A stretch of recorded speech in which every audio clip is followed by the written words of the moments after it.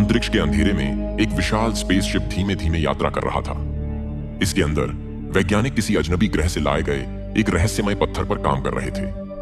यह पत्थर उनके लिए एक बड़ी खोज का संकेत था, लेकिन इसके बारे में कोई नहीं जानता था कि क्या हो रहा था। कहानी जूलिया की है। वह अपने भाई एंडी से बात कर रही थी, जो एक एआई रोबोट था जिसे उसके पिता ने बनाया था।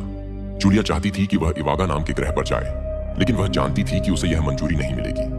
जूलिया और एंडी कॉलोनी ऑफिस गए, जहां जूलिया ने अपनी मेहनत से पूरा किया गया कॉन्ट्रैक्ट दिखाया, लेकिन उसके मैनेजर ने इसे 4 से 5 साल के लिए और बढ़ा दिया। जूलिया परेशान हो जाती है और अपने भाई के साथ दोस्तों से मिलने जाती है। वहां पता चलता है कि उनके ग्रह के पास एक अनजान स्पेसशिप मंडरा रहा है। जूलिया और उसके दोस्त तय करते हैं कि वे उस स्पेसशिप तक पहुंचने की कोशिश करेंगे। जूलिया का एक दोस्त बताता है कि उसके पास एक पुराना स्पेसशिप है जिसे वे इवागा तक पहुंचने के लिए इस्तेमाल कर सकते हैं। हालांकि जूलिया को डर था कि बिना क्रायोपॉड्स के यात्रा करना संभव नहीं होगा। तब एलिन ने सुझाव दिया कि शायद उस स्पेसशिप में कुछ क्रायोपॉड्स मिल जाएं और वे मिलकर उसे तलाशने निकल पड़े। कुछ समय बाद वे उस रहस्यमय स्पेसशिप तक पहुंचते हैं और उसे जोड़कर अंदर घुसते हैं। वहां उन्हें कुछ क्रायोपॉड्स मिलते हैं, लेकिन फ्यूल की कमी के कारण वह काम नहीं आते। वे शिप को और एक्सप्लोर करने का फैसला करते हैं। रास्ते में उन्हें एक डैमेज्ड रोबोट मिलता है और फिर एक क्रायो चैम्बर। उस चैम्बर में एक पॉट होता है जिसे खोलते ही सिक्योरिटी सिस्टम एक्टिव हो जाता है और चैम्बर लॉक हो जाता है।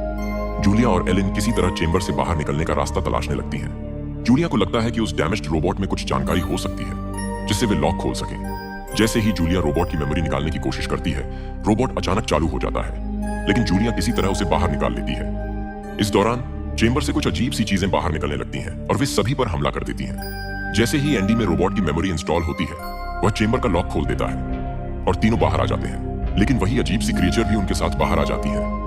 एलिन पर एक क्रिएचर हमला कर देता है और उसके शरीर के अंदर अंडे छोड़ देता है। वे क्रिएचर के बारे में और जानकारी हासिल करने के लिए डैमेज्ड रोबोट को फिर से चालू करते हैं। रोबोट चेतावनी देता है कि उन्हें तुरंत वहां से भाग जाना चाहिए, क्योंकि ये क्रिएचर इंसानों के डीएनए से मिलकर एक नया जीव बनाते हैं जिसे जीनोमॉर्फ कहा जाता है। जूलिया और उसके दोस्त शिप से भागने की कोशिश करते हैं, लेकिन एलिन की हालत बहुत बिगड़ने लगती है।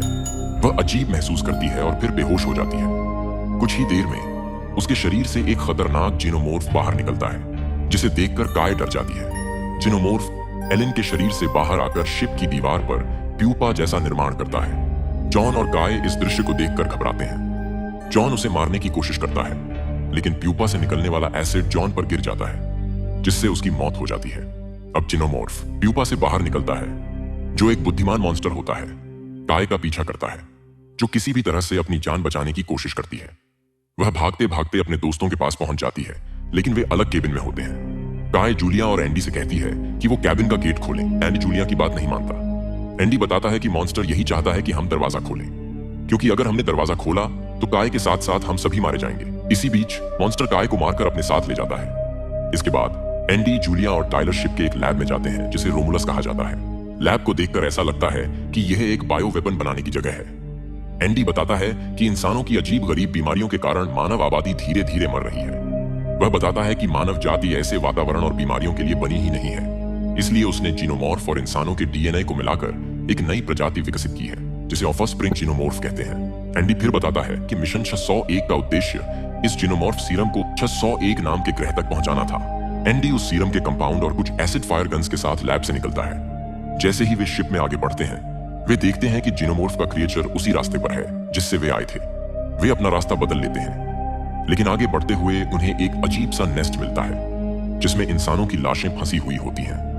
काय भी उसी नेस्ट में फंसी होती है, लेकिन अभी तक जिंदा है। वे काय को वहां से निकालते हैं, लेकिन वह बहुत कमजोर होती है। एंडी बताता है कि अगर काय के शरीर में जीनोमॉर्फ सीरम इंजेक्ट किया जाए तो वह बच सकती है।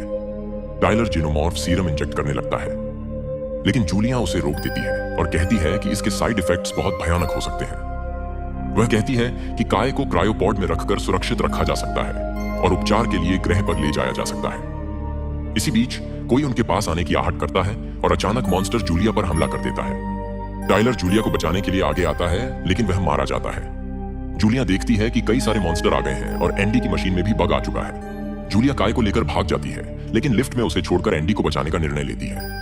जूलिया वापस एंडी के पास लौटती है और जैसे ही वह जाती है, काय जीनोमॉर्फ सीरम अपने शरीर में इंजेक्ट कर देती है ताकि दर्द से राहत पा सके। जूलिया एंडी को बचाकर उसे रीसेट करती है और इस दौरान बहुत सारे मॉन्स्टर वहां आ जाते हैं। जूलिया उनके साथ भीषण संघर्ष करती है, लेकिन किसी तरह वे अपनी छोटी स्पेसशिप तक पहुंचते हैं जहां काय उनका इंतजार कर रही होती है। वे शिप से निकल जाते हैं और जैसे ही वे बाहर जाते हैं बड़ा स्पेसशिप ब्लास्ट हो जाता है और सभी मॉन्स्टर मारे जाते हैं। जूलिया काय को क्रायोपॉड में सुला देती है, लेकिन कुछ समय बाद क्रायोपॉड से अलार्म बजने लगता है।